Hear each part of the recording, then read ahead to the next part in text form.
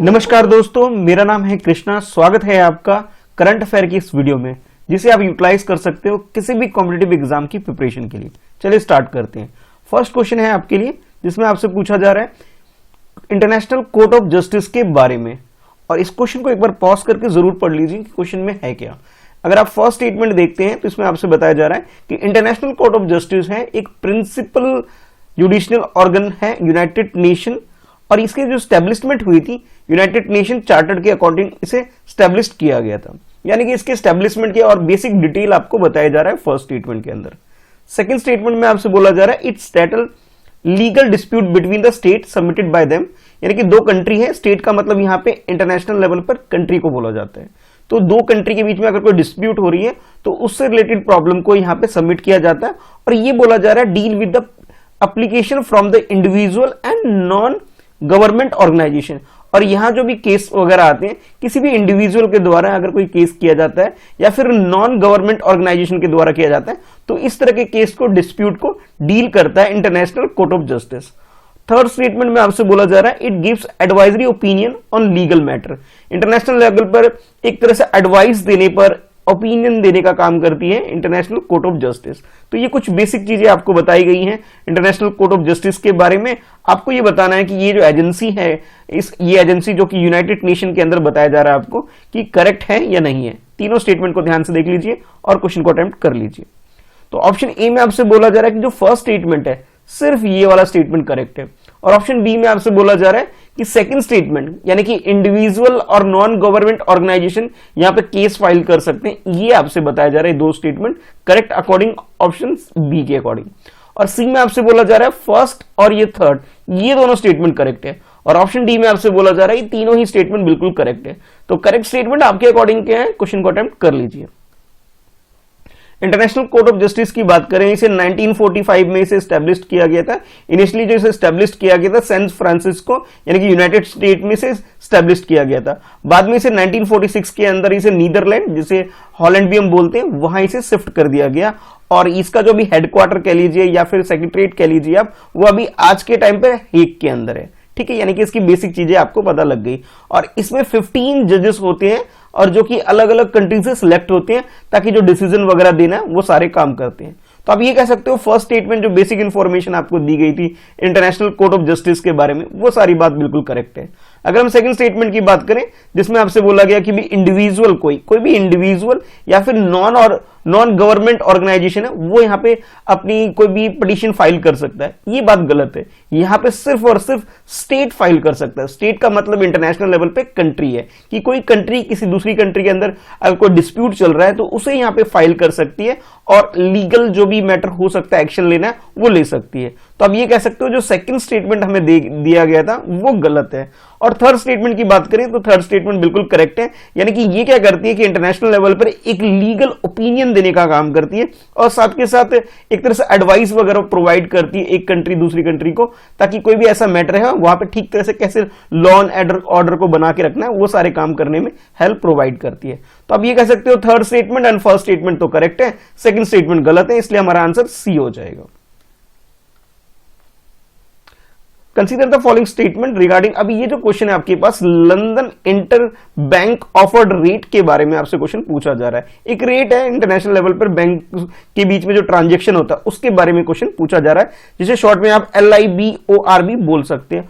और उसी के रिगार्डिंग में ये फर्स्ट स्टेटमेंट है जिसमें आपसे बोला जा रहा है ये जो रेट है यानी कि LIBOR, इस रेट के बारे में बोला जा रहा है ये एक इंटरेस्ट रेट है जिसके ऊपर ग्लोबल लेवल पर जो बैंक वगैरह होते हैं एक दूसरे को लोन वगैरह देने का काम करते हैं। और इस लोन का जो टाइम पीरियड होता है शॉर्ट पीरियड के लिए, शॉर्ट टर्म के लिए। शॉर्ट टर्म का मतलब होता है कि less than 1 year, less than 1 year की बात करेंगे तो ये जो बात की जा रही है शॉर्ट टर्म होता है। अगर मोर देन 1 ईयर हो जाएगा तो आप कह सकते हो लॉन्गर टाइम के लिए, ये आपको ध्यान में रखना है। और सेकंड स्टेटमेंट में बोला जा रहा है it is manage by the European central bank, यानी ECB के द्वारा इस रेट को मैनेज किया जाता है, ये सेकंड स्टेटमेंट में आपसे बोला जा रहा है।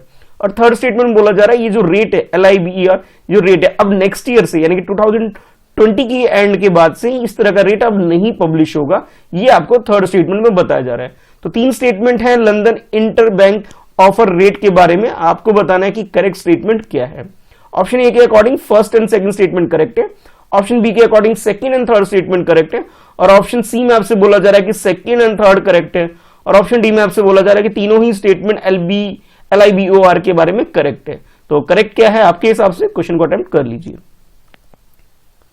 तो इस रेट की बात करें, यानी कि London inter bank offered rate की बात करें, जो कि यूज किया जाता है एक बैंक दूसरे बैंक से अगर कोई लोन वगैरह देने का काम करती है, तो रेट ऑफ इंटरेस्ट क्या होता है उसी को ये बोला जाता है, और इस पे बेसिस पे दो बैंक इंटरनेशनल लेवल पर एक दूसरे से लोन वगैरह लेती है लेस देन 1 ईयर पीरियड के लिए। ठीक है, तो आप ये कह सकते हो फर्स्ट स्टेटमेंट बिल्कुल करेक्ट है। अच्छा, सेकंड स्टेटमेंट में आपसे ये बोला गया कि यूरोपियन यूनियन का जो बैंक है वो इस रेट को डिसाइड करने का काम करती है, ये बात गलत है, यानी कि सेकंड स्टेटमेंट गलत है। इस रेट की अगर बात करें तो ये आप कैसे इंटर कॉन्टिनेंटल एक्सचेंज ICE ये इस रेट को डिसाइड करती है, और ये डेली बेसिस पर ये रेट डिसाइड होता है, यानी कि रोज आप कह सकते हो इस रेट को कुछ ना कुछ चेंजेस होते रहते हैं। तो सेकंड स्टेटमेंट हमारा गलत है। और थर्ड स्टेटमेंट की बात करें, जिसमें अभी ये बोला गया कि कुछ स्कैंडल की वजह से, कुछ प्रॉब्लम की वजह से अब ये जो रेट होगा ये पब्लिश नहीं होगा at the end of the 2021, next year के एंड के बाद इस तरह का रेट पब्लिश नहीं होगा। तो आप ये कह सकते हो कि first and third statement correct होने की वजह से हमारा आंसर बी हो जाएगा। अब इस क्वेश्चन में आपसे पूछा जा रहा है इंक्रिप्शन के बारे में, क्वेश्चन पूछा जा रहा है कि इंक्रिप्शन जो सिक्योर डाटा ट्रांसमिशन के बारे में, कि ये कुछ गेटवे आपको दे दिए गए हैं, ये फर्स्ट, ये सेकंड, फर्स्ट में ये पेमेंट गेटवे के बारे में, सेकंड मैसेजिंग सर्विस के बारे में, थर्ड आपके वायरलेस माइक्रोफोन और ब्लूटूथ डिवाइस के बारे में, और फोर्थ आपसे बैंक ऑटोमेटिक टेलिंग मशीन के बारे में। आपसे पूछा जा रहा है इस क्वेश्चन के अंदर कि बताना है आपको कि इनमें से कौन सी सर्विस है या कौन सा ऐसा प्रोसेस है जिसके अंदर इंस्क्रिप्शन का यूज किया जाता है। ठीक है, यानी कि अब ये इंस्क्रिप्शन का मतलब आप समझ सकते हैं एक सिक्योर नेटवर्क का यूज किया जाता है, ये आपको बताना है। तो आपके पास इसी के रिगार्डिंग में आपके पास जो ऑप्शन कुछ इस तरह बन जाते हैं कि फर्स्ट, सेकंड, थर्ड बिल्कुल करेक्ट है according to option A. Option B के according first, third and fourth correct है सेकंड को छोड़ करके, और ऑप्शन सी में आपसे बोला जा रहा है कि फर्स्ट को छोड़ दीजिए, बाकी सेकंड, थर्ड एंड फोर्थ ये बिल्कुल करेक्ट है। और ऑप्शन डी के अकॉर्डिंग ये चारों ही जो गेटवे है, चारों ही जो मेथड है यूज किया जाता है इसके अंदर इंस्क्रिप्शन के लिए, डाटा को सिक्योर ट्रांसमिशन के लिए। तो आपके अकॉर्डिंग जो भी आपको लगता है करेक्ट आंसर है, क्वेश्चन को अटेम्प्ट कर लीजिए। तो इस क्वेश्चन में अगर बात करें तो सिंपली इसमें ये होता है कि जब भी हम एक वन यूजर से सेकंड यूजर के पास कोई इंफॉर्मेशन प्रोवाइड हमें करना होता है, तो दो तरह के नेटवर्क होते हैं, एक होता है इनसिक्योर और एक होता है इनक्रिप्टेड, या फिर इसे आप ये भी बोल सकते हो सिक्योर नेटवर्क। ठीक है, इन दोनों में बेसिक डिफरेंस ये होता है कि जैसे आप लोग वेबसाइट वगैरह विजिट करते हैं, तो कुछ वेबसाइट, मान लीजिए कोई भी एक वेबसाइट है, जैसे यूट्यूब ही है, तो आप ये लिखते हैं ना youtube.com, ठीक है, ये आपके सामने होता है, इसके आगे www. इस तरह से लिखा होता है, उसके अगर आगे देखेंगे तो आपके पास इस तरह से लिखा आता है HTTPS। जब भी S लिखा हुआ मिलता है आपको, इट मीन्स वो सिक्योर नेटवर्क है। ठीक है, यहाँ पे जो भी डाटा ट्रांसमिशन होता है वो इनक्रिप्टेड होता है। इनक्रिप्टेड का मतलब ये होता है कि वन यूजर से दूसरे सिक्योर यूजर, दूसरा भी यूजर है, उनके पास जो इंफॉर्मेशन जाती है बीच में इसे ब्रेक नहीं होती, कोई इसे मिसयूज नहीं कर सकता। बट अगर आप कोई भी वेबसाइट विजिट करते हैं और जिसमें HTTP है, सिर्फ S नहीं है, तो इनसिक्योर है, यानी कि यूजर और जो भी फर्स्ट यूजर और जो सेकंड यूजर है, इनके बीच में ये कहीं पे भी ब्रेक हो सकता है, कोई भी इसका मिसयूज कर सकता है। तो अब ये सिक्योर नेटवर्क क्या है इसके बारे में आपको पता होना चाहिए। और ये जो प्रोसेस है जिसके बीच में ये इंक्रिप्शन हो जाता है, इसी को यूज किया जाता है आजकल। जैसे व्हाट्सएप आप लोग यूज करते हैं या कोई भी मैसेजिंग ऐप यूज करते हैं, उसमें भी इंक्रिप्टेड होता है। इसके अलावा जो बैंकिंग का डाटा जो होता है, हम ऑनलाइन ट्रांजेक्शन वगैरह करते हैं या कोई भी गेटवे जो पेमेंट के लिए यूज करते हैं, उसके अंदर भी इस सर्विस का इस्तेमाल किया जाता है। इसके अलावा जो हम लोग बाकी नॉर्मल काम, यानी कि मोबाइल नेट को यूज करते हैं, कोई वायरलेस डिवाइस को यूज करते हैं, उन सारी चीजों में, यानी कि जो चारों मेथड आपको दे रखे, सबके अंदर इंक्रिप्टेड प्रोसीजर का यूज किया जाता है, ताकि बीच में कोई भी डाटा मिसयूज ना हो जाए। कोई जैसे आप किसी को कोई मैसेज भेज रहे हैं, किसी आप ए पर्सन हैं और किसी बी पर्सन को मैसेज भेज रहे हैं, तो जो भी आप लिख रहे हैं सिवाय सिर्फ बी को ये दिखाई देगा, बीच में कहीं पे भी ब्रेक नहीं होगा। इसी को इंस्क्रिप्शन बोला जा रहा है। तो चारों ही मेथड बिल्कुल करेक्ट है, तो आंसर हमारा डी हो जाएगा। अब इस क्वेश्चन में आपसे वेटलैंड इंटरनेशनल के बारे में क्वेश्चन पूछा जा रहा है, और उसके रिगार्डिंग में यहाँ पे 3 स्टेटमेंट आपको दे दिए गए। ये फर्स्ट स्टेटमेंट है जिसमें ये बोला जा रहा है कि ये वेटलैंड होता है, ये नॉन फॉर प्रॉफिट एक ऑर्गेनाइजेशन है, और जो कि फुल्ली डेडिकेटेड आप बोल सकते हो conservation and restoration of wetland. Wetland area जो इंटरनेशनल लेवल पे जितने भी हैं उनको एक तरह से प्रोटेक्शन के लिए ये काम करती है, और ये प्रॉफिट बेसिस पे काम नहीं करती है, नॉन फॉर प्रॉफिट ऑर्गेनाइजेशन आप बोल सकते हो। सेकेंड आपसे बोला जा रहा है कि ये जो ऑर्गेनाइजेशन कह लीजिए, ये जो वेटलैंड इंटरनेशनल है, ये इसका यूनाइटेड नेशन इन्वायरमेंट प्रोग्राम के अंदर इसे एक तरह से ऑब्जर्वर का स्टेटस मिला हुआ है, ये आपसे सेकंड स्टेटमेंट में बोला जा रहा है। और थर्ड स्टेटमेंट में बोला जा रहा है कि ये क्या करता है, it promote protection of wetland along.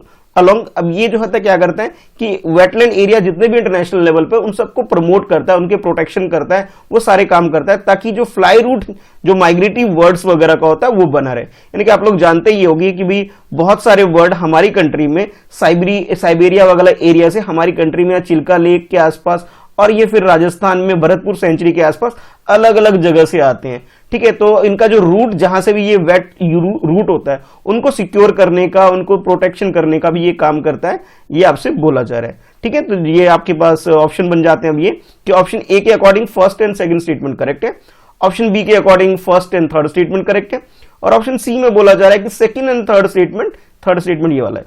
ठीक है, ये करेक्ट है। और ऑप्शन डी में आपसे बोला जा रहा है कि ओनली जो थर्ड स्टेटमेंट है, ये वाला जो स्टेटमेंट है, सिर्फ ये करेक्ट है। तो वेटलैंड इंटरनेशनल ऑर्गेनाइजेशन को ध्यान में रखते हुए आपको बताना है कि करेक्ट स्टेटमेंट क्या है। तो अगर हम बात करें इसके अंदर, तो इसमें जो फर्स्ट स्टेटमेंट है, यानी कि जो वेटलैंड इंटरनेशनल की बात करें, ये नॉन फॉर प्रॉफिट ऑर्गेनाइजेशन है और ये फुली डेडिकेटेड आप कह सकते हो कि जो भी वेटलैंड एरिया है वर्ल्ड में उन सबके प्रोटेक्शन के लिए काम करता है। ये बात बिल्कुल करेक्ट है। अच्छा, सेकंड में आपसे ये बोला गया कि ये जो वेटलैंड इंटरनेशनल है, इसे एक तरह से यूएन के अंदर, यूनाइटेड नेशन के अंदर बोला जा रहा है कि ऑब्जर्वर का स्टेटस है इसका। ऐसी कोई बात नहीं है, ये सब जो सेकंड बात आपको बताई गई है ये बिल्कुल गलत है, ये सही नहीं है। बल्कि आप ये कह सकते हो कि जो वेटलैंड इंटरनेशनल है, ये जितनी भी गवर्नमेंट होती है, सारी गवर्नमेंट अलग अलग कंट्री की, कॉर्पोरेट सेक्टर जो होते हैं या फिर इंटरनेशनल पॉलिसी वगैरह बनाने में काफी हेल्प करती है और इस तरह की कन्वेंशन क्रिएट करने में मेनली इनका रोल होता है, ताकि वेटलैंड एरिया को प्रोटेक्ट किया जा सके और जो बर्ड्स वगैरह जो मूवमेंट करती है वन प्लेस से सेकंड प्लेस पे अलग अलग सीजन के अकॉर्डिंग, उनका रूट बना रहे, उसके प्रोटेक्शन का काम करती है। तो थर्ड स्टेटमेंट और फर्स्ट स्टेटमेंट बिल्कुल करेक्ट है, इस वजह से हमारा आंसर बी हो जाएगा। इस क्वेश्चन में आपसे ड्राई आइस के बारे में क्वेश्चन पूछा जा रहा है और पहले आपसे ये बताया जा रहा है कि ड्राई आइस जो है एक तरह से solid form of carbon dioxide है, ये आपको बताया जा रहा है। उसके बाद आपसे ये बोला जा रहा है कि जिसकी एप्लीकेशन का मतलब है इसका यूज क्या है ड्राई आइस का, इसके बारे में आपसे क्वेश्चन पूछा जा रहा है। तो यहां आपके पास ये फर्स्ट, सेकंड और थर्ड, ये 3 स्टेटमेंट आपको गिवन है। 3 स्टेटमेंट में ड्राई आइस की जो एप्लीकेशंस क्या क्या है वो आपको बताया जा रहा है। आपको चूज करना है इसके अंदर से कि भी करेक्ट स्टेटमेंट कौन सा है, यानी कि ड्राई आइस की करेक्ट एप्लीकेशन या करेक्ट यूज क्या है, इस्तेमाल क्या है, ये आपको बताना है। ठीक है, तो स्टेटमेंट 1 में बोला जा रहा है इट इज यूजफुल था प्रिजर्विंग फ्रोजन फूड वगैरह, यानी कि फूड को एक तरह से जैसे ठंडी जगह पे रखने का काम करने में भी, फ्रोजन कंडीशन में रखने में काफी हेल्पफुल होता है ड्राई आइस, ये बोला जा रहा है फर्स्ट स्टेटमेंट में। सेकंड स्टेटमेंट में बोला जा रहा है कि ये क्या करता है, ये प्रिवेंट करता है इंसेक्ट वगैरह, कोई कीड़े वगैरह जो है किसी भी कंटेनर के अंदर अगर हम ड्राई आइस को यूज करके किसी भी फूड ग्रेन वगैरह चीजों को अगर रखते हैं तो ये इंसेक्ट वगैरह, कोई कीड़े वगैरह से ये बचाव करता है, यानी कि आप कह लो सेफली प्रिजर्व करने में हेल्प करता है ड्राई आइस। और थर्ड में आपसे बोला जा रहा है कि जो इंडस्ट्रियल इक्विपमेंट्स वगैरह होते हैं, टूल्स वगैरह होते हैं, उसको क्लीन करने में ड्राई आइस यूज होता है। तो 3 स्टेटमेंट में 3 यूज बता दिए गए, आपको करेक्ट यूज बताना है। ऑप्शन ए के according first and second statement correct है, ऑप्शन बी के according first and third statement correct है, ये दोनों, और ऑप्शन सी में आपसे बोला जा रहा है कि second statement and third statement ये करेक्ट है, और ऑप्शन डी के अकॉर्डिंग तीनों ही स्टेटमेंट यानी कि ड्राई आइस के तीनों ही यूज बिल्कुल करेक्ट आपको बताए गए। तो करेक्ट आंसर आपके अकॉर्डिंग क्या है, क्वेश्चन को अटेम्प्ट कर लीजिए। तो ड्राई आइस जो होता है कुछ इस तरह का आप लोगों ने देखा भी होगा, इसका काफी यूज है। एक तरह से ये कह सकते हैं ये solid form of carbon dioxide है, ठीक है, CO2 को एक तरह से सॉलिड फॉर्म में रखने जब हम यूज करते हैं, अलग अलग कामों में यूज कर सकते हैं। जो भी हमारे पास जो एक तरह से केमिकल प्रोडक्ट है या फिर टूल्स वगैरह है, जो मैकेनिक्स के जो टूल्स वगैरह है, उनको क्लीन करने में, उसे ब्लीच करने में ये काफी हेल्पफुल है, यानी कि जो थर्ड स्टेटमेंट आपको बताया गया बिल्कुल करेक्ट है। अच्छा, फर्स्ट स्टेटमेंट में आपसे बोला गया इसे जो फूड वगैरह को फ्रोजन करने में, जैसे आप जानते ही होंगे कि कुछ जो कोल्ड एरिया जो इंटरनेशनल लेवल पर है, यानी कि जो इस तरह के एरिया जहां पे बहुत ज्यादा ठंड पड़ती है, तो वहां पे फूड को प्रिजर्व करने के लिए उसे कोल्ड करके रखा जाता है इसकी हेल्प से, ताकि लंबे टाइम तक इसका इस्तेमाल किया जा सके। ठीक है, तो ये काफी यूज, मतलब इस तरह की ठंडे जगह पे इसका इस्तेमाल किया जाता है। ठीक है, ये भी करेक्ट है फर्स्ट स्टेटमेंट भी।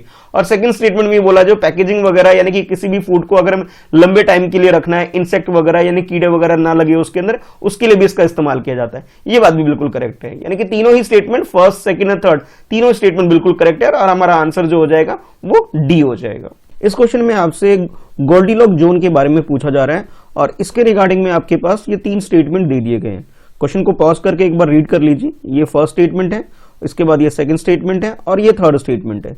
इन तीनों स्टेटमेंट में आपको चूज करना है कि करेक्ट स्टेटमेंट कौन सा है।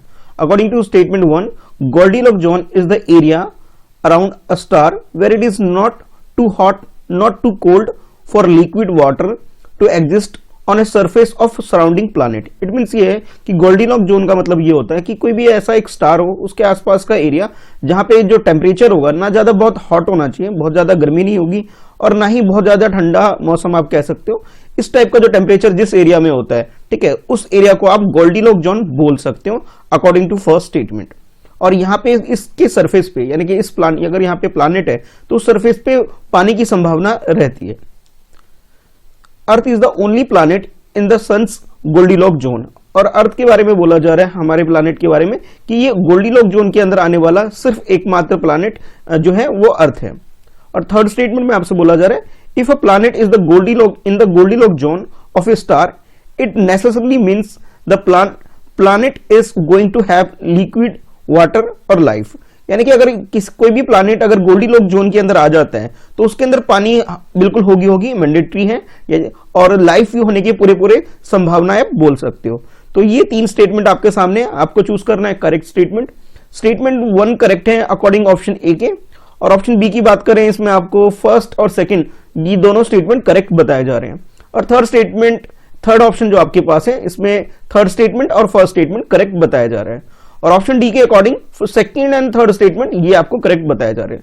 तो गोल्डीलॉक जोन को ध्यान में रखते हुए क्वेश्चन को अटेम्प्ट कर लीजिए। तो डिटेल में बात कर लेते हैं आखिर ये गोल्डीलॉक जोन होता क्या है। गोल्डीलॉक जोन एक तरह से आप कह सकते हो हैबिटेबल जोन आप बोल सकते हो। हमारा जो प्लैनेट अर्थ है, अर्थ के आसपास का एरिया जो ग्रीन आप देख पा रहे हो, ग्रीन जो अगर सोलर ये देख पा रहे हो आप एरिया, इसको आप गोल्डीलॉक जोन बोल सकते हो। और जैसा कि फर्स्ट स्टेटमेंट में आपको बोला गया कि यहाँ पे जो टेम्परेचर होता है ना ज्यादा हॉट होता है ना ज्यादा कोल्ड होता है, ये बात बिल्कुल करेक्ट है। यानी कि आप इस तरह से इसे डिफाइन भी कर सकते हो, एक तरह से आपको डेफिनेशन दी गई थी गोल्डीलॉक जोन के बारे में फर्स्ट स्टेटमेंट में, तो आप ये कह सकते हो फर्स्ट स्टेटमेंट बिल्कुल करेक्ट है।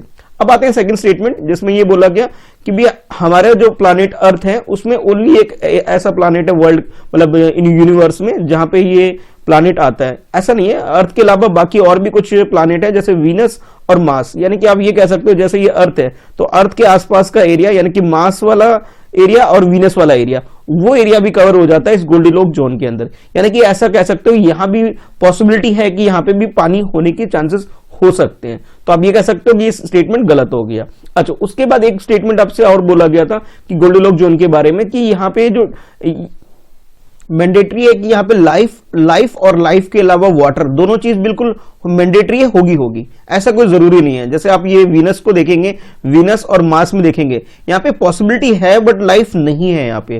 तो आप ये कह सकते हो सेकंड एंड थर्ड स्टेटमेंट जो हमारे पास है ये गलत है। फर्स्ट स्टेटमेंट जो है जो डेफिनेशन दी गई थी ये बिल्कुल करेक्ट है। तो करेक्ट आंसर हमारा ऑप्शन ए हो गया।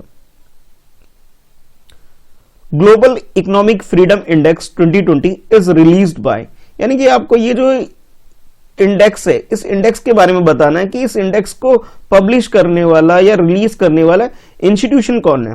तो ऑप्शन ए के अकॉर्डिंग बोला जा रहा है वर्ल्ड बैंक जो कि इस इंडेक्स को रिलीज करती है। ऑप्शन बी के अकॉर्डिंग वर्ल्ड इकोनॉमिक फोरम इसे रिलीज करती है और ऑप्शन सी के अकॉर्डिंग इंटरनेशनल मॉनेटरी फंड इसे रिलीज करती है। और ऑप्शन डी में आपसे बोला जा रहा है none of the above. It means ये है कि ये तीनों जो इंस्टीट्यूशन आपको दे रखे हैं इनमें से कोई भी ऐसे नहीं है जो इस इंडेक्स को रिलीज करती है। तो ये ग्लोबल इकोनॉमिक फ्रीडम इंडेक्स कौन सी इंस्टीट्यूशन रिलीज करती है, ये इसके रिगार्डिंग में आपको क्वेश्चन अटेम्प्ट करना है। चलिए अटेम्प्ट कर लीजिए। तो इस क्वेश्चन की करेक्ट आंसर की बात करें तो करेक्ट आंसर इसमें डी है। डी का मतलब ये है कि जो तीनों इंस्टीट्यूशन आपको दे रखा है बिल्कुल गलत है। तो एक्चुअल में इसे पब्लिश कौन करता है अब इसके बारे में जान लेते हैं। तो कनाडा बेस्ड एक इंस्टीट्यूशन है वो इसे पब्लिश करने का काम करती है। कनाडा जो कि आप वर्ल्ड मैप में देख सकते हो, इसकी लोकेशन ये है, देख सकते हैं आप। और ये जो काम कर रही है इंडिया बेस्ड एक फर्म है, आप कह सकते हो एक इंस्टीट्यूशन है, सेंटर फॉर सिविक सोसाइटी। तो एक थिंक टैंक है हमारी कंट्री का ये, और इसके साथ कनाडा का जो फ्रेशर इंस्टीट्यूट है, ये दोनों इंस्टीट्यूशन मिलकर के इस इंडेक्स को पब्लिश करने का काम करती है। तो करेक्ट आंसर तो डी हो गया। अब जान लेते हैं हमारी कंट्री की प्रोविजन क्या है, कि हमारी कंट्री की रैंकिंग क्या है। तो अभी जो रिसेंट 2020 की जो रैंक अभी कह सकते हो इंडेक्स पब्लिश हुआ है, इसमें हमारी रैंकिंग 105 है, और 2019 में जो हमारी रैंकिंग थी वो 79 थी। तो दोनों रैंकिंग आपको पता होनी चाहिए। आप ये कह सकते हो कि हमारी कंट्री 26 प्लेस नीचे आ चुकी है। ठीक है, तो करेक्ट आंसर हमारा डी हो गया। Consider the following statement. इस क्वेश्चन में आपके पास ये फर्स्ट स्टेटमेंट है, उसके बाद ये सेकंड स्टेटमेंट है, और एज यूजुअल आपको बताना है कि करेक्ट स्टेटमेंट कौन सा है, उसके अकॉर्डिंग आपका आंसर होगा। तो ऑप्शन स्टेटमेंट 1 पहले पढ़ लेते हैं, जिसमें आपसे क्रॉसपैथी के बारे में पूछा जा रहा है। Crosspathy is the practice which homeopathy and Ayurveda, यानी कि आप ये कह सकते हो कि क्रॉसपैथी एक मेथड कह लो, एक तरीका आप कह सकते हैं जिसके अंदर होम्योपैथी को और आयुर्वेदिक जो हमारा जो नेचर होता है एक इलाज करने का, दोनों के ड्रग्स को कंबाइंड करके जब यूज किया जाता है एक साथ मेडिसिन को, उसे क्रॉसपैथी बोला जाता है। ये फर्स्ट स्टेटमेंट में आपको बताया जा रहा है। सेकंड स्टेटमेंट बताया जा रहा है, central council of Indian medicine CCIM is a statutory body under the ministry of health and family welfare at that monitor higher education in India system of medicine। It means ये है कि एक institution है CCIM, उसके बारे में बोला जा रहा है कि पहले इसका कि भी ये स्टैच्यूटरी बॉडी है। ठीक है, पहली बात ये बताई गई। उसके बाद आपसे ये बोला गया जो मिनिस्ट्री जिसके अंदर आती है वो health and family welfare ministry के अंदर ये आती है। दूसरी बात ये बताई गई सेकंड स्टेटमेंट में। और उसके बाद ये बोला ये जो इंस्टीट्यूशन है इसका जो मेन फंक्शन आप कह सकते हो कि हायर एजुकेशन जो हमारी कंट्री में मेडिसिन को लेकर के है, उसे ये एक तरह से मॉनिटर करने का काम करती है। तो ये दो स्टेटमेंट आपके सामने है, आपको बताना है कि करेक्ट स्टेटमेंट क्या है। ऑप्शन ए के अकॉर्डिंग फर्स्ट स्टेटमेंट करेक्ट है, ऑप्शन बी के अकॉर्डिंग सेकंड स्टेटमेंट करेक्ट है, और ऑप्शन सी में आपसे बोला जा रहा है दोनों ही स्टेटमेंट बिल्कुल करेक्ट है, और ऑप्शन डी के according neither one not two. It means आप ये कह सकते हो दोनों ही स्टेटमेंट आपको गलत दे रखे हैं। तो ये फर्स्ट स्टेटमेंट है, ये सेकंड स्टेटमेंट है। चलिए क्वेश्चन को अटेम्प्ट कर लीजिए। तो सबसे पहले जान लेते हैं ये central council of Indian medicine, जिसे हम शॉर्ट में CCIM बोलते हैं, इस इंस्टीट्यूशन के बारे में। तो ये जो इंस्टीट्यूशन है इसे हमारी कंट्री में आप कह सकते हो 1971 में सेट किया गया था, सेटअप यानी कि स्टैब्लिश किया गया था हमारी कंट्री में। अब न्यू दिल्ली लिखा हुआ है यहाँ पे, इट मींस आप समझ सकते हो कि हेडक्वार्टर जो इसका न्यू दिल्ली के अंदर है। ठीक है, उसके बाद अगर हम बात करें इसके बारे में डिटेल में, तो ये जो इंस्टीट्यूशन है एक स्टैच्यूटरी बॉडी है, ये बात बिल्कुल करेक्ट है, यानी कि लॉ पास करके इसे सेटअप किया गया हमारी कंट्री के अंदर। और ये जो लॉ था Indian medicine central council act 48 जो 1971 में सेट किया गया था। और ये जो मिनिस्ट्री जिसके अंदर ये आती है वो मिनिस्ट्री थोड़ा आपको ध्यान में रखना है, वो मिनिस्ट्री ऑफ आयुष के अंदर आती है। तो आप ये कह सकते हो कि सेकंड स्टेटमेंट में कुछ इंफॉर्मेशन आपको करेक्ट मिली थी, कुछ गलत मिली थी। अच्छा, उसके बाद जान लेते हैं कि भी इसका काम क्या होता है। तो जैसे आपको बोला गया था कि भी हायर एजुकेशन मेडिसिन का जो हमारी कंट्री में होता है उसे मॉनिटर करने का काम करती है। नहीं, ये बात बिल्कुल गलत है, ये काम नहीं करती है ये, बल्कि आप ये कह सकते हो इसे जो UGC के अंदर एक तरह से आप ये प्रोफेशनल काउंसिल है ये, और जो इसका ये काम है, यानी कि मेनली जो काम है यूनिवर्सिटी ग्रांट कमीशन उसका काम है ये, और ये उसका एकमात्र सिर्फ काउंसिल की तरह उसके अंदर काम करती है। और फिर उसके बाद जो हायर एजुकेशन आप कह सकते हो इंडियन सिस्टम में, चाहे मेडिसिन की बात कर ले, आयुर्वेदा, सिद्धा, यूनानी, रोबा, रिक्पा, इन सबको मॉनिटर करने का काम करती है। ध्यान रखिएगा ये काउंसिल है UGC के अंदर। तो आप ये कह सकते हो सेकंड स्टेटमेंट तो गलत हो गया। हाँ, फर्स्ट स्टेटमेंट में आपको बात बिल्कुल करेक्ट बताई गई थी कि क्रॉसपैथी के बारे में, जिसमें ये बोला गया होम्योपैथी और आयुर्वेदिक ड्रग्स को जब कंबाइंड करके यूज किया जाता है उसे आप क्रॉसपैथी बोल सकते हो। सिंपल सी बात है, जब क्रॉस करने का मतलब है दोनों सिस्टम को कंबाइंड कर दिया गया इसके अंदर। ठीक है, तो करेक्ट आंसर हमारा ऑप्शन ए हो जाएगा। Consider the following statement regarding green climate fund, GCF के बारे में क्वेश्चन पूछा जा रहा है, और इसके रिगार्डिंग में आपके पास इस क्वेश्चन में 4 स्टेटमेंट है। मेरी रिकमेंडेशन ये है कि पहले एक बार वीडियो को पॉज करिए, चारों स्टेटमेंट 1 बाय 1 पढ़िए, उसके बाद क्वेश्चन अटेम्प्ट करिए। ठीक है, तो फर्स्ट स्टेटमेंट ये है आपके पास सामने, सेकंड ये है आपके सामने, और थर्ड स्टेटमेंट ये आप कह सकते हो। ठीक है, और उसके बाद जो फोर्थ स्टेटमेंट है ये है आपके सामने। ठीक है, according to first statement, green climate fund, world's largest dedicated fund helping developing country reduce their greenhouse gas emission, enhance their ability to respond climate change. It means ये ग्रीन हाउस फंड एक ऐसा fund है, world में सबसे largest fund है जो कि developing country को हेल्प करती है कि ग्रीन हाउस की जो इमिशन की जो प्रॉब्लम है उस प्रॉब्लम को रिड्यूस कर सके, और जो हमारे कह सकते हो इन्वायरमेंट को प्रोटेक्ट करने के लिए एक फैसिलिटी कह सकते हो प्रोवाइड की जाती है इस फंड के थ्रू। ये फर्स्ट स्टेटमेंट बोला गया। सेकंड स्टेटमेंट में आपको एक इंस्टीट्यूशन के बारे में बोला जा रहा है कि वर्ल्ड बैंक ने इस फंड को सेट किया है। और थर्ड स्टेटमेंट में आपसे बोला जा रहा है the fund pay particular attention to the need of the society that are highly vulnerable to the effect of climate change, in particular least developed countries, small islands, developing state and African state. It means ये है कि इस fund का use किस किस जगह पे होगा इसके बारे में बोला जा रहा है कि लीस्ट डेवलप कंट्री है वहां पे इसका इस्तेमाल होगा, और ऐसी जगह जैसे स्मॉल आइलैंड हो गया या अफ्रीकन स्टेट यानी कि अफ्रीकन कंट्री आप बोल सकते हो, उस एरिया में इसका इस्तेमाल होगा। ये आपको थर्ड स्टेटमेंट में बताया जा रहा है। According to fourth statement the entire support through GCF mechanism is through grant and country are not required to pay back। यानी कि ये जो फंड है जीसीएफ, एक बार इसे जब कोई कंट्री को मिल जाता है तो उसे दोबारा रिटर्न करने की जरूरत नहीं होती है। मतलब आप ये कह सकते हो इन्वायरमेंट से रिलेटेड जो भी काम है काम कर लीजिए और पैसा वापस देने की जरूरत नहीं पड़ती। ये आपसे फोर्थ स्टेटमेंट में बोला जा रहा है। तो आपके सामने ये फोर्थ स्टेटमेंट है, आपने बताना है कि करेक्ट स्टेटमेंट कौन सा है, उसी के अकॉर्डिंग आपके पास ऑप्शन है। ऑप्शन ए के अकॉर्डिंग फर्स्ट 1, 2, 3 जो स्टेटमेंट है बिल्कुल करेक्ट है, और ऑप्शन बी के according first and third statement correct है, और ऑप्शन सी में आपसे बोला जा रहा है first, third and fourth statement बिल्कुल करेक्ट है। अगर हम बात करें ऑप्शन डी की, इसमें ऑल 4 स्टेटमेंट्स आर करेक्ट, ये बोला जा रहा है आपसे। चलिए क्वेश्चन को अटेम्प्ट कर लीजिए। तो ग्रीन क्लाइमेट फंड की अगर डिटेल में बात करें तो जैसा कि फर्स्ट स्टेटमेंट में आपको एक तरह से इसकी डेफिनेशन कह लीजिए या डिटेल में इसके बारे में इसकी मीनिंग जो आपको बताई गई कि एक ऐसा फंड है जो हमारे इन्वायरमेंट को प्रोटेक्ट करने के लिए, या फिर आप यूं कह सकते हो ग्रीन हाउस गैस इमिशन को रिड्यूस करने के लिए और हमारी एबिलिटी एनहांस करने के लिए, क्लाइमेट चेंज की प्रॉब्लम को डील करने के लिए ये फंड सेटअप किया गया है। इसका ये मकसद है, यानी कि फर्स्ट स्टेटमेंट तो बिल्कुल करेक्ट आपको दे दिया गया। अच्छा, सेकंड स्टेटमेंट में आपसे बोला गया था कि वर्ल्ड बैंक है जिन्होंने ये फंड सेटअप किया है, ये बात गलत है। वर्ल्ड बैंक ने सेट नहीं किया इसे सेट करने वाले जो इंस्टीट्यूशन आप कह सकते हो United nation framework convention on climate change, उसने इसे सेट किया था 2010 में। ईयर याद रखना है और आपको इंस्टीट्यूशन भी याद रखना है, 2010 और United nation framework convention on climate change, ठीक है, जिसे शॉर्ट में UNCFCCC बोल सकते हो आप। अच्छा, सेकंड स्टेटमेंट तो गलत हो गया। अब थर्ड स्टेटमेंट देख लेते हैं। थर्ड स्टेटमेंट में आपसे ये बोला गया कि इसका जो मेन रोल है कि क्लाइमेट से रिलेटेड जो भी लीस्ट डेवलप कंट्रीज हैं, कुछ स्मॉल आइलैंड हैं, वहां पे ये काम करती है। अफ्रीकन स्टेट का मतलब है अफ्रीकन कंट्रीज है, वहां पे हेल्प प्रोवाइड करना, यानी कि सोसाइटी का ऐसा एरिया जहां पे क्लाइमेट की सबसे ज्यादा जो प्रॉब्लम हो रही है उसको सॉल्व करने के लिए इसका इस्तेमाल किया जा रहा है। हाँ, ये थर्ड स्टेटमेंट बिल्कुल करेक्ट आप बोल सकते हो। अब फोर्थ स्टेटमेंट पे आते हैं जिसमें आपसे बोला गया कि इसको रीपे करने की जरूरत नहीं होती है। नहीं, ये बात गलत है, बल्कि एक तरह से आप इसे लोन की तरह ट्रीट कर सकते हो, एक डेब्ट की तरह। बाद में इसको आपको रिटर्न भी करना पड़ेगा, यानी कि आप किसी कंट्री से ले लीजिए, अपनी प्रॉब्लम सॉल्व कर लीजिए, उसके बाद इसे रिटर्न करना पड़ेगा। तो फर्स्ट एंड थर्ड स्टेटमेंट तो करेक्ट है, सेकेंड एंड फोर्थ स्टेटमेंट गलत होने की वजह से हमारा आंसर जो हो जाएगा बी हो जाएगा।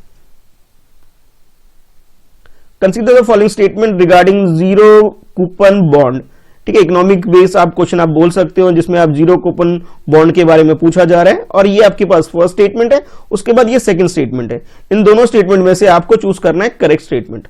तो फर्स्ट स्टेटमेंट बोला जा रहा है कि zero coupon bond is the डेब्ट सिक्योरिटी दैट नॉट पे interest but interest raider a deep discount rending a profit eight maturity when bond is redeem at its full face value. अब meaning बताता हूं मैं इसका क्या है कि जीरो कूपन बॉन्ड के बारे में बोला जा रहा है कि ये डेब्ट सिक्योरिटी नेचर का एक बॉन्ड होता है, और इसके बारे में ये बोला जा रहा है इसे जो इशू किया जाता है वो डिस्काउंट पे इशू किया जाता है, ये आपसे बोला जा रहा है। मतलब अगर 100 रुपीज का है तो ये 80 का कह लीजिए, 90 का कह लीजिए, 95 का, जो भी इसकी फेस वैल्यू है उससे कम पे इसे इशू किया जाता है। इसमें कोई इंटरेस्ट पेमेंट नहीं होती, बल्कि जब मैच्योरिटी पीरियड होता है, सपोज अगर 5 ईयर के लिए लिया गया है तो 5 ईयर के एंड में जो भी प्रॉफिट होगा आपको प्रॉफिट प्रोवाइड कर दिया जाएगा। ये आपसे बोला जा रहा है फर्स्ट स्टेटमेंट में।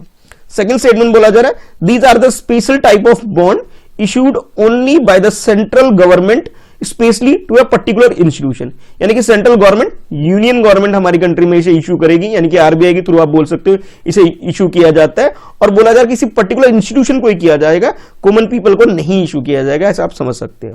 तो दो स्टेटमेंट है, करेक्ट स्टेटमेंट चूज करना है। ऑप्शन ए के अकॉर्डिंग फर्स्ट स्टेटमेंट करेक्ट है, ऑप्शन बी के अकॉर्डिंग सेकंड स्टेटमेंट करेक्ट है, और ऑप्शन सी में आपको दोनों ही स्टेटमेंट बिल्कुल करेक्ट बताए जा रहे हैं, और ऑप्शन डी की बात करें दोनों ही स्टेटमेंट गलत बोले जा रहे हैं। चलिए क्वेश्चन अटेम्प्ट कर लीजिए। तो जीरो कूपन बॉन्ड की बात कर लीजिए। मान लीजिए इसका प्राइस अगर 100 है, तो जैसा आपको स्टेटमेंट में बोला गया, इसे डिस्काउंट करके, डिस्काउंट का मतलब इसे कट करके इसे इशू किया जाएगा, यानी कि जो भी फेस वैल्यू होगी उससे थोड़ा सा कम, 95 हो सकता है, 97, कुछ भी वैल्यू पर इससे कम होगी। ये बात बिल्कुल करेक्ट है। अच्छा, उसके बाद जो बोला गया आपसे कि इसमें प्रॉफिट ही शेयर किया जाता है, इंटरेस्ट पेमेंट नहीं किया जाता है, ये बात भी बिल्कुल करेक्ट है इसके अंदर। तो यानी कि आप ये कह सकते हो फर्स्ट स्टेटमेंट जिसमें आपको डिटेल बताई गई थी जीरो कूपन बॉन्ड के बारे में, ये सारी बात बिल्कुल करेक्ट है। इंटरेस्ट तो पेमेंट नहीं होता, इसमें प्रॉफिट पेमेंट ही होता है, इस वजह से आप इसे कूपन बोल सकते हो एक तरह से, ठीक है, इसलिए इसका नाम भी ऐसा ही है, जीरो कूपन बॉन्ड। अब बात करते हैं सेकंड स्टेटमेंट, जिसमें इशू करने वाली इंस्टीट्यूशन के बारे में बोला गया कि सेंट्रल गवर्नमेंट इसे इशू करती है। नहीं, ये बात बिल्कुल गलत है, इसे प्राइवेट कंपनी इशू करने का काम करती है, और ये नॉर्मली उस कंडीशन में करती है जब उसे बहुत ज्यादा क्राइसिस हो और उसे फंड की जरूरत पड़ती है, तो वो डिस्काउंट में इस तरह के बॉन्ड इशू करती है फंड रेज करने के लिए। तो फर्स्ट स्टेटमेंट करेक्ट है, सेकंड स्टेटमेंट रॉन्ग है, तो हमारा आंसर ए हो जाएगा। इस क्वेश्चन में आपसे जो पूछा जा रहा है पीएम स्वनिधि स्कीम के बारे में पूछा जा रहा है, और इसी के रिगार्डिंग में आपके पास ये फर्स्ट स्टेटमेंट है, उसके बाद ये सेकंड स्टेटमेंट है, और फिर ये थर्ड स्टेटमेंट है। इन तीनों स्टेटमेंट में से आपको करेक्ट स्टेटमेंट चूज करना है, और उसी के अकॉर्डिंग ये आपके पास ऑप्शन दिए गए हैं। चलिए पहले फर्स्ट स्टेटमेंट को देख लेते हैं, जिसमें बोला जा रहा है कि पीएम स्वनिधि स्कीम एक क्रेडिट फैसिलिटी है, और ये जो प्रोवाइड किया जाता है स्ट्रीट वेंडर को प्रोवाइड किया जाता है, जिसके अंदर आप कह सकते हैं कि 1 लाख रुपीस का लोन प्रोवाइड किया जाता है, और ये जो लोन होता है काफी लो रेट पे होता है, यानी कि इसमें जो इंटरेस्ट चार्ज किया जाता है बहुत ही कम चार्ज किया जाता है, और ये जो लोन दिया जाता है 1 ईयर की पीरियड के लिए दिया जाता है। तो ये बात हुई फर्स्ट स्टेटमेंट की। और सेकंड स्टेटमेंट में बोला जा रहा है this scheme is part of the आत्मनिर्भर भारत स्कीम पैकेज। हमारी कंट्री में आत्मनिर्भर भारत एक स्कीम चलाई गई, एक पैकेज चलाया गया, उसी का ये पार्ट है पीएम स्वनिधि स्कीम। और थर्ड स्टेटमेंट में बोला जा रहा है कि सिडपी, जिसे हम शॉर्ट फॉर्म में बोलते हैं, फुल फॉर्म होती है इसकी small industry development bank of India, ये इसे इंप्लीमेंट करने का काम कर रही है, एक तरह से एजेंसी आप बोल सकते हो। ये बैंक इस फंड को, इस स्कीम को चलाने का काम हमारी कंट्री में कर रही है। चलिए अब क्वेश्चन को अटेम्प्ट कर लीजिए। ऑप्शन ए के अकॉर्डिंग फर्स्ट और सेकंड स्टेटमेंट करेक्ट है, ऑप्शन बी के according first and third statement correct है, और ऑप्शन सी में आपसे बोला जा रहा है कि सेकंड एंड थर्ड स्टेटमेंट बिल्कुल करेक्ट है, और ऑप्शन डी के अकॉर्डिंग ओनली सेकंड स्टेटमेंट जो है वो करेक्ट है। तो आपके हिसाब से करेक्ट आंसर क्या है, क्वेश्चन को अटेम्प्ट कर लीजिए। तो ध्यान ये रखना है आपको, ये स्कीम है पीएम स्वनिधि स्कीम। तो इस क्वेश्चन की अगर करेक्ट आंसर की बात करें तो करेक्ट आंसर इसमें सेकंड स्टेटमेंट और थर्ड स्टेटमेंट बिल्कुल करेक्ट है। फर्स्ट स्टेटमेंट में थोड़ी सी मिस्टेक है, मिस्टेक ये है इसमें आपसे बोला गया इसके अंदर 1 लाख रुपीस तक का लोन प्रोवाइड किया जाता है। ये 1 लाख रुपीस का लोन नहीं प्रोवाइड किया जाता है इसमें, बल्कि इसमें जो लोन प्रोवाइड किया जाता है वो मैक्सिमम 10,000 रुपीस का लोन प्रोवाइड किया जाता है, और इसके लिए बहुत ही लो इंटरेस्ट रेट आप बोल सकते हो कि इंटरेस्ट रेट जो होता है बहुत ज्यादा कम होता है, ताकि जो स्ट्रीट वेंडर है वो आसानी से इसे पे कर सके। और ये जो स्कीम चलाई जा रही है, ये मिनिस्ट्री जो इसके अंदर इन्वॉल्व है वो है housing and urban affair ministry काम कर रही है इसके अंदर, और इसे इंप्लीमेंट करने का जो काम कर रही है, जो बैंक इन्वॉल्व है वो है small industry development bank of India, जिसे हम शॉर्ट में सिडपी भी बोल देते हैं। तो आप ये कह सकते हो कि भी सेकंड स्टेटमेंट थर्ड स्टेटमेंट बिल्कुल करेक्ट है। फर्स्ट स्टेटमेंट में थोड़ी सी मिस्टेक ये थी कि इसमें 1 लाख नहीं होना चाहिए था, बल्कि ये 10,000 होना चाहिए था, और इसका जो टेन्योर जो होता है, यानी कि 1 साल के भीतर ही इस लोन को वापस चुकाना होता है। ये जो टारगेट रखा गया है कि 50 लाख स्ट्रीट वेंडर को ये स्कीम के तहत बेनिफिट प्रोवाइड करने का काम किया जा रहा है। तो करेक्ट आंसर हमारा सी हो गया। अब इस क्वेश्चन में आपसे शूलपनेश्वर वाइल्ड लाइफ सेंचुरी के बारे में क्वेश्चन पूछा जा रहा है, और इसकी लोकेशन आपको बतानी है कि इसकी लोकेशन क्या है। तो आपके पास ये 4 ऑप्शन है। ऑप्शन ए के अकॉर्डिंग तमिलनाडु में इसका लोकेशन आप कहा जा रहा है आपसे, और सेकंड आपसे बोला जा रहा है कि गुजरात के अंदर इसकी लोकेशन है, और थर्ड आपसे बोला जा रहा है सी में कि उत्तराखंड में इसकी लोकेशन है, और डी में आपसे बोला जा रहा है कि आंध्र प्रदेश में है। तो ये 4 ऑप्शन आपके सामने। चलिए क्वेश्चन को अटेम्प्ट कर लीजिए। तो शूलपनेश्वर वाइल्ड लाइफ सेंचुरी की अगर बात करें तो ये एक टाइगर रिजर्व है, और ये जो एरिया आता है गुजरात के अंदर आता है। तो गुजरात का मतलब आप समझ गए होंगे कि भी ये रिजर्व, टाइगर रिजर्व जो है, ये एक तरह से आप कह सकते कि हमारा जो आंसर हो जाएगा बी हो जाएगा। बी इसलिए हो गया क्योंकि ये गुजरात में है। और बेसिकली अगर लोकेशन की बात करें कि किस लोकेशन में टाइगर रिजर्व है, तो जो सतपुरा रेंज है यानी कि जो मध्य प्रदेश और गुजरात के साथ लगा वाला ये वाला जो हिस्सा है, यानी कि आप इस मैप में देख सकते हैं ये जो हिस्सा है, इस एरिया में आप कह सकते हो ये इसकी लोकेशन है। तो गुजरात करेक्ट आंसर हो गया हमारा, बी ऑप्शन करेक्ट है इसके अंदर। और आपको एक बात और ध्यान में रखनी है, ये जो इसमें यहाँ पे जो नर्मदा रिवर है, नर्मदा रिवर के नीचे यानी कि साउथ में इसकी लोकेशन है, ठीक है। नेक्स्ट क्वेश्चन में आपसे पूछा जा रहा है प्रॉक्सिमा सेंटोरी के बारे में, और ये आजकल काफी न्यूज में रहता है, न्यूज में होने की कोई वजह होगी और उसी के रिगार्डिंग में क्वेश्चन आपसे पूछा जा रहा है कि एक्चुअल में ये है क्या चीज, ये आपको बताना है। तो आपके पास ये 4 ऑप्शन है। फर्स्ट ऑप्शन ए में आपसे बोला जा रहा है कि क्लोजेस्ट स्टार है सन के, कि सन के सबसे नजदीक जो स्टार है वो है प्रॉक्सिमा स्टोरी। और सेकंड ऑप्शन बी में आपसे बोला जा रहा है ये एक्सोप्लैनेट है इन हैबिटेबल जोन के अंदर। और सी में आपसे बोला जा रहा है कि ये न्यूक्लियर पावर सबमरीन आप बोल सकते हैं इसे। और डी में आपसे बोला जा रहा है इलेक्ट्रॉनिक सर्वेनियल सैटेलाइट आप इसे बोल सकते हैं। तो ये एक्चुअल में है क्या ये प्रॉक्सिमा स्टोरी, ये आपको बताना है। तो 4 ऑप्शन आपके सामने, क्वेश्चन अटेम्प्ट कर लीजिए। तो प्रॉक्सिमा स्टोरी की बात करें तो जैसे हमारे प्लैनेट के, हमारे जो सोलर सिस्टम है जिसमें सन है, तो सन को भी एक तरह से आप स्टार बोल सकते हैं जो कि हमारे सोलर सिस्टम के अंदर है। हमारे सोलर सिस्टम से सबसे नजदीक जो दूसरा स्टार है उसे बोला जा रहा है, उसका जो नाम रखा गया है प्रॉक्सिमा सेंटोरी रखा गया है। तो आप ये कह सकते हैं जो हमारा करेक्ट आंसर हो जाएगा वो ए हो जाएगा, यानी कि ये सन के सबसे क्लोजेस्ट स्टार है। और ये न्यूज में होने की इसकी वजह ये है कि न्यूज में इस टाइम ये है कि जो एस्ट्रोनॉमर हैं वो अब ये ट्राई कर रहे हैं, जो रिसर्च करते हैं वो ये कोशिश कर रहे हैं कि हमारी गैलेक्सी के अलावा या फिर आप यूं कहें कि हमारे सौर मंडल के अलावा और कहां लाइफ की पॉसिबिलिटी है, उसकी खोज में ये चीजें आजकल डिस्कवर हो रही है। तो आंसर हमारा ए हो गया। Consider the following statement regarding sunspot. इस क्वेश्चन में आपसे सनस्पॉट के बारे में पूछा जा रहा है और उसके रिगार्डिंग में ये फर्स्ट स्टेटमेंट है, उसके बाद ये सेकंड स्टेटमेंट है। इन दोनों स्टेटमेंट को ध्यान में रखते हुए आपको बताना है कि करेक्ट स्टेटमेंट क्या है। According to first statement, sunspot are the region where the solar magnetic field is very strong, यानी कि आप ये कह सकते हो कि सन के आसपास का ऐसा एक एरिया या कुछ ऐसी चीज है सन के अंदर जहां पे मैग्नेटिक फील्ड बहुत ज्यादा स्ट्रांग होती है। और सेकंड आपसे बोला जा रहा है कि sunspot appear darker then their surrounding because they are few thousand degree cooler than their surrounding, यानी कि जो इसमें जो स्पॉट पड़ा होता है उसके बारे में आपसे बोला जा रहा है कि वो जो प्लेस जहां पे स्पॉट होता है वहां आपके बारे में टेम्परेचर बताया जा रहा है कि टेम्परेचर कूलर होता है, यानी कि सन का जो भी टेम्परेचर है उसके नॉर्मल टेम्परेचर से इस एरिया में यानी सनस्पॉट एरिया में टेम्परेचर जो होता है थोड़ा कम होता है, ये आपसे बोला जा रहा है। तो 2 स्टेटमेंट है, करेक्ट स्टेटमेंट चूज करना है। ऑप्शन ए के अकॉर्डिंग फर्स्ट स्टेटमेंट करेक्ट है, ऑप्शन बी के अकॉर्डिंग सेकंड स्टेटमेंट करेक्ट है, और ऑप्शन सी में आपसे बोला जा रहा है कि दोनों ही स्टेटमेंट बिल्कुल करेक्ट है। तो और ऑप्शन डी में आपसे बताया गया कि भी जो दोनों स्टेटमेंट है गलत है। तो करेक्ट स्टेटमेंट आपके हिसाब से क्या है, सनस्पॉट को ध्यान में रखते हुए क्वेश्चन को अटेम्प्ट कर लीजिए। तो इस क्वेश्चन की अगर करेक्ट आंसर की बात करें, जैसे ये सन को आप देख सकते हैं इस पिक्चर के थ्रू, और इसमें जो ये स्पॉट दिख रहा है आपको, यानी कि जहां पे थोड़ा सा अलग साइन हो रहा है या थोड़ा डिफरेंट हो रहा है, तो ऐसा बोला जा रहा है इस तरह के जो डार्कर एरिया होता है, थोड़ा डिफरेंट जो आपको दिख रहा है कहीं कहीं बीच बीच में, ये डार्कर एरिया है, इसी को सनस्पॉट आप बोल सकते हो। एक्चुअली होता क्या है, यहाँ पे जो मैग्नेटिक फील्ड होती है वो बहुत ज्यादा स्ट्रांग होती है, यानी कि जिस तरह से हमारे अर्थ के ऊपर आप ग्रेविटी होती है कि वो हमें खींच लेती है, उसी तरह सन के अंदर भी एक ग्रेविटी आप कह लीजिए जिससे वो सारे प्लैनेट आपस में कनेक्टेड है और इसे रोटेट करते हैं। और इस एरिया में क्या होता है, जो इसका जो मैग्नेटिक फील्ड होता है बहुत ज्यादा स्ट्रांग होता है, ये बात आपसे बोली जा रही है। तो आप ये कह सकते हो कि फर्स्ट स्टेटमेंट बिल्कुल करेक्ट हो गया। और सेकंड स्टेटमेंट की बात करें कि यानी कि ये जो पर्टिकुलर एरिया जहां पे ये स्पॉट आपको दिखाई दे रहा है, इन स्पॉट में होता क्या है कि जो नॉर्मल टेम्परेचर जो सन का होता है उससे थोड़ा सा टेम्परेचर कम होता है, ठीक है। तो यानी कि दोनों ही स्टेटमेंट बिल्कुल करेक्ट हो गया। और ऐसा देखा गया कि ये मतलब जो साइंटिस्ट ने रिसर्च के हिसाब से बताया ये है कि नॉर्मली जो ये सनस्पॉट होता है इसका जो टेम्परेचर होता है 5400 डिग्री सेल्सियस होता है, यानी कि आप ये कह सकते हो सन के अंदर जो सबसे कूलेस्ट टेम्परेचर है वो ये सन का कूलेस्ट टेम्परेचर है। और ये बोला जाता है कभी कभी ये टेम्परेचर थोड़ा और डाउन हो जाता है, और डाउन होने के बाद ये 4000 डिग्री सेल्सियस होता है। हम तो 45 के आसपास ही परेशान हो जाते हैं और सन में देखिए टेम्परेचर बहुत ज्यादा है, ठीक है ना। तो करेक्ट आंसर हमारा सी हो गया। Consider the following statement regarding the transgenic crop. Transgenic crop के बारे में आपसे पूछा जा रहा है और उसके रिगार्डिंग में ये फर्स्ट स्टेटमेंट है, उसके बाद ये सेकंड स्टेटमेंट है और नीचे ये आपके पास ये थर्ड स्टेटमेंट है। इन तीनों स्टेटमेंट को ध्यान में रखते हुए आपको बताना है कि करेक्ट स्टेटमेंट कौन सा है।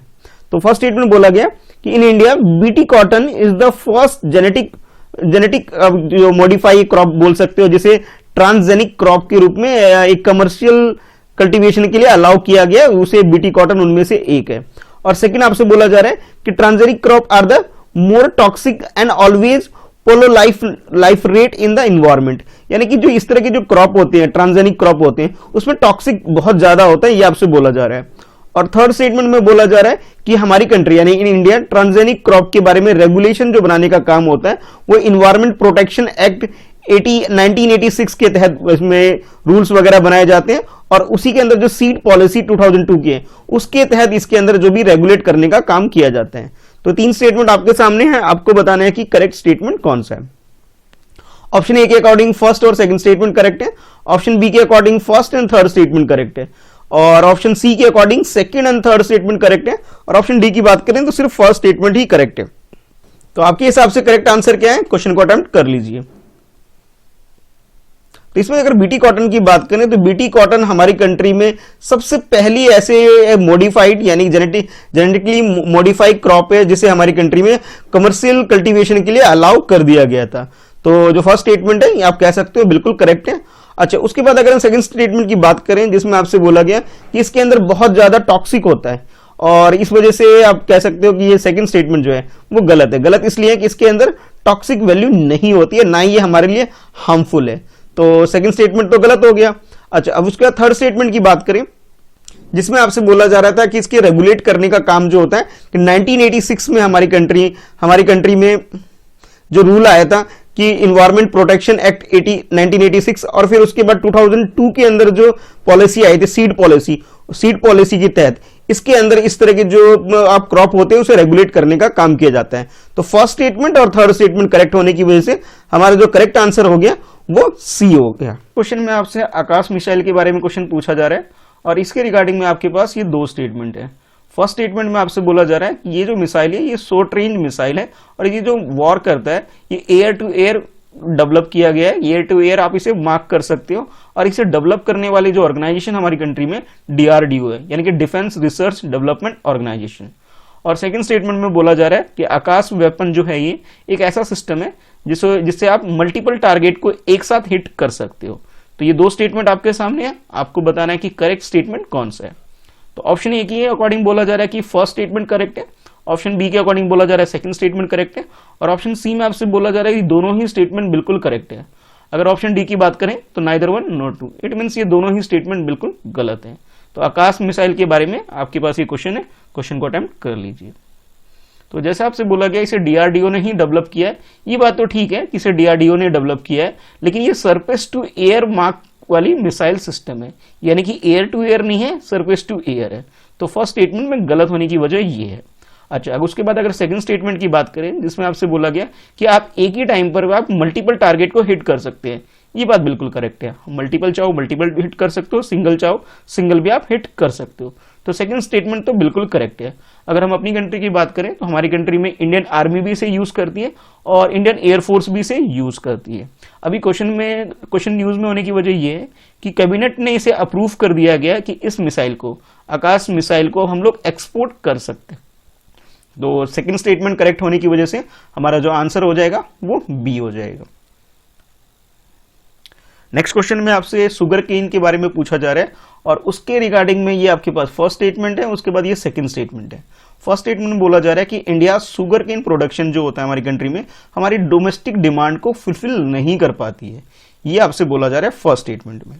और सेकंड स्टेटमेंट में बोला जा रहा है कि इस शुगर केन को हम यूज करेंगे 10% ब्लेडिंग प्रोसेस के लिए ताकि फ्यूल जनरेट कर सके, यानी कि एनर्जी के लिए अब इसे इस्तेमाल किया जाएगा एथेनॉल प्रोड्यूस करने के लिए आप बोल सकते हो। और इसके लिए टारगेट रखा गया है 2022 के लिए टारगेट रखा गया 10%। तो ये दो स्टेटमेंट आपके सामने है, ये फर्स्ट स्टेटमेंट है और इसके बाद ये नीचे सेकंड स्टेटमेंट है। आपको बताना है कि करेक्ट स्टेटमेंट कौन सा है। ऑप्शन ए के अकॉर्डिंग फर्स्ट स्टेटमेंट करेक्ट है, ऑप्शन बी के अकॉर्डिंग सेकंड स्टेटमेंट ये वाला करेक्ट है, और ऑप्शन सी में आपसे बोला जा रहा है दोनों ही स्टेटमेंट बिल्कुल करेक्ट दे रखे हैं, और ऑप्शन डी में आपसे बोला जा रहा है neither one not two, it means ये दोनों ही स्टेटमेंट गलत है। तो करेक्ट स्टेटमेंट आपके अकॉर्डिंग क्या है, क्वेश्चन को अटेम्प्ट कर लीजिए।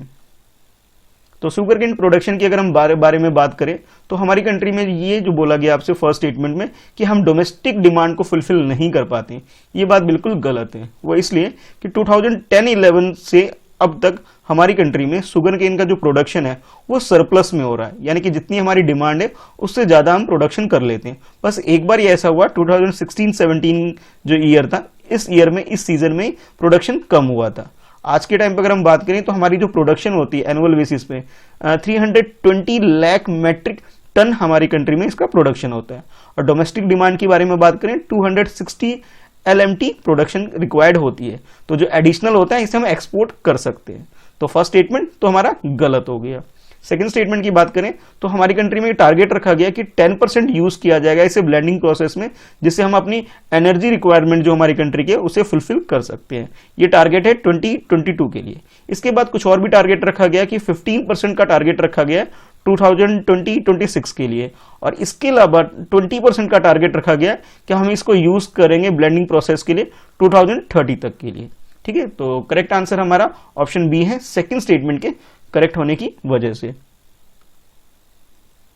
नेक्स्ट क्वेश्चन में आपसे ease of doing business reform के बारे में आपसे पूछा जा रहा है। आप लोग जानते हैं कि हमारी कंट्री में की जो रैंकिंग है world over ease of doing business में काफी इंप्रूव हुई है। वो इसलिए क्योंकि हमारी गवर्नमेंट ने कुछ ऐसे स्टेप लिए हैं जिसमें रिफॉर्म किया गया है इस प्रोसेस के अंदर। तो इसी के रिगार्डिंग में आपके पास ये दो स्टेटमेंट में जिसमें आपसे बोला जा रहा है कि अब स्टेट को एडिशनल बोराइंग के लिए एलिजिबल हो चुकी है, ये आपसे बोला जा रहा है ताकि वो एक्सपेंडिचर प्रोसेस वगैरह कर सके। अच्छा, इसके रिगार्डिंग में ये फर्स्ट स्टेटमेंट है जिसमें बोला जा रहा है कि जो अब जो कंप्लीशन ऑफ फर्स्ट असेसमेंट होगा वो डिस्ट्रिक्ट लेवल पे होगा किसी बिजनेस, इस एक्शन प्लान में डाला गया है। और सेकंड स्टेटमेंट में आपसे बोला जा रहा है कि इलिमिनेट कर दिया गया है इस रिक्वायरमेंट को कि रिन्यूअल करना पड़ता है, बार बार रजिस्ट्री करवाना पड़ता है, रजिस्ट्री सर्टिफिकेट की जरूरत पड़ती है, अप्रूव करवाना पड़ता है, इस तरह की चीजों को अब रिमूव कर दिया गया है हमारे इस सिस्टम के अंदर। तो ये दो स्टेटमेंट आपके सामने, आपको बताना है कि करेक्ट स्टेटमेंट कौन सा है। तो ऑप्शन ए में आपसे बोला जा रहा है कि फर्स्ट स्टेटमेंट जो है ये बिल्कुल करेक्ट है, और ऑप्शन बी में आपसे बोला जा रहा है सेकंड स्टेटमेंट ये वाला बिल्कुल करेक्ट है, और ऑप्शन सी की बात करें तो इसमें दोनों ही स्टेटमेंट, फर्स्ट और सेकंड दोनों ही स्टेटमेंट बिल्कुल करेक्ट है, और ऑप्शन डी में आपसे बोला जा रहा है neither one not two. It means यहाँ पे दोनों ही स्टेटमेंट बिल्कुल गलत है। तो ease of doing business reform को ध्यान में रखते हुए आपको बताना है करेक्ट आंसर क्या है। तो सबसे पहले आपको ये कॉन्सेप्ट समझना होगा कि इस रिफॉर्म में होता क्या है। जब कोई बिजनेस स्टार्ट कर रहे होते हैं हम, तो अगर हमें बहुत सारी फैसिलिटी अगर एक ही जगह पे मिल जाए, यानी कि यूं कहूं कि सिंगल विंडो सिस्टम हो जाए, तो थोड़ा काम आसान हो जाता है। रजिस्ट्री वगैरह या कि प्रॉपर्टी वगैरह रजिस्टर करना होता है, वो अगर इजी हो जाए तो बिजनेस स्टार्ट करना भी इजी हो जाए। कुछ लिबर्टी दे दी जाए फर्म वगैरह को तो इससे भी काम आसान हो सकता है।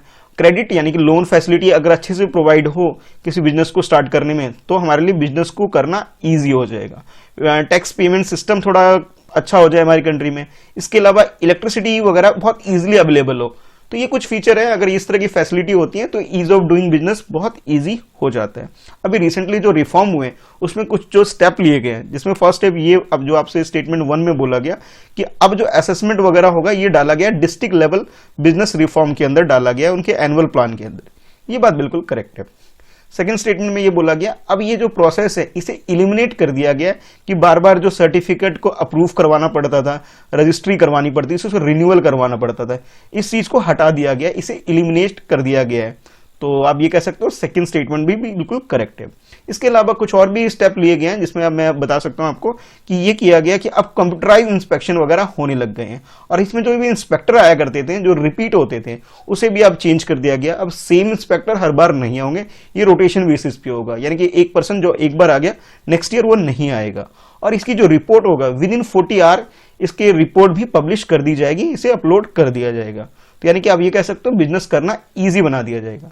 तो दोनों ही स्टेटमेंट करेक्ट होने की वजह से आंसर हमारा सी हो जाएगा। नेक्स्ट क्वेश्चन में आपसे काला अजहर एंडेमिक स्टेट के बारे में पूछा जा रहा है कि किस स्टेट में ये बीमारी सबसे ज्यादा होती है। तो ये स्टेट के नाम आपके सामने है, बिहार, आंध्र प्रदेश और वेस्ट बंगाल।